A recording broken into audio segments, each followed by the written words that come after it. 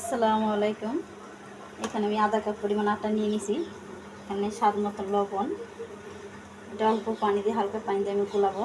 একটু টাইট রেখে টাইট হইতে হইব, কারণ এটা দিয়ে আমি আপনাদের পাস্তা বানিয়ে দেখাবো।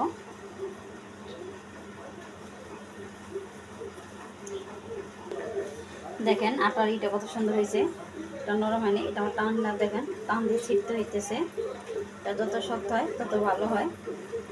আমি এরকম করে এখন অল্প অল্প ছোটো ছোটো করে গোল্লা বানিয়ে নিব। আমি সুন্দর করে দেখেন পরিমাণ মতো এগুলো কেটে নিব। এখানে কোনো আমি তেল দিই নেই, সব এক মাপে কেটে নেবেন এভাবে করে।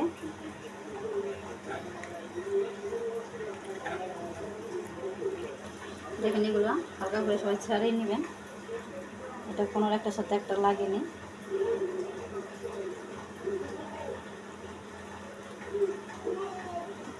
দেখেন এইভাবে জাতা দিয়ে ধরছি, জাতাটা ধরলে যে মাথাটা যখন উঠে আসে তখন এটা দিয়ে এরকম করে উল্টান দিয়ে দিবেন।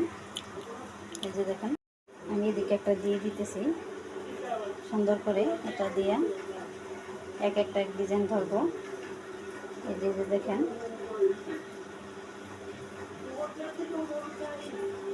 এই যে দেখেন কত সুন্দর।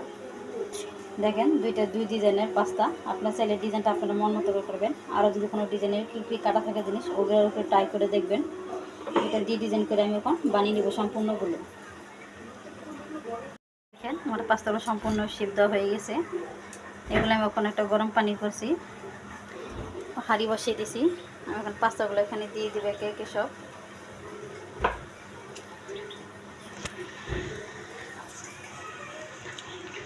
আমি মশলাগুলো দিই, এগুলো দিয়ে দিলাম।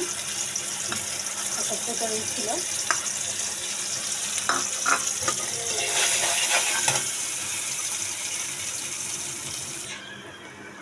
এই পাস্তাগুলো দিয়ে দিলাম। দেখেন পাস্তাগুলো এখন দেখেন আমার পাস্তা হয়ে গেছে। আর নিজের হাতে পাস্তা বানানোর মজাই আলাদা, যেহেতু বাচ্চারা খাবে। পাস্তাটা বেরিয়ে নিতেছি, মজাদার পাস্তা বানিয়ে ফেললাম। খুব সহজ একটা রেসিপি। আপনাদের যদি ভালো লাগে বেশি বেশি লাইক করে সাবস্ক্রাইব করে আমার পাশে থাকবেন।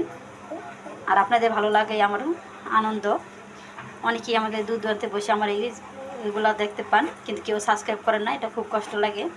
আপনারা সবাই একটু সাবস্ক্রাইব করবেন, প্লিজ একটু কিপটামি করবেন না, বেশি করে সাবস্ক্রাইব করে আমার পাশে থাকুন। সবাই ভালো থাকবেন। আল্লাহ।